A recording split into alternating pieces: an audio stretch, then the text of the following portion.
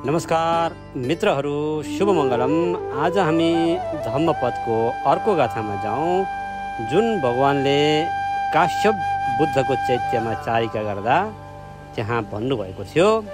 त्यसमा भन्नुभएको छ, पूजा रहे पूजयतो बुद्धे यदिव सावके पपञ्च समतिक्कन्ते तिन्न शोक परिजवे तेता दिसे पूजयतो निबुते अकुतो भये न सक्का पुण्यम संखातुम इमेत्तम केनची।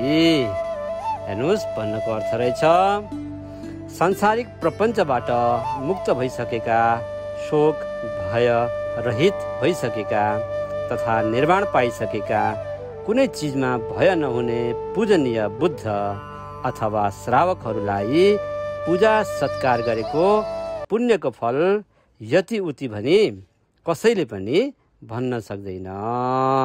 सबैको शुभ होस्, मङ्गल होस्, कल्याण होस्।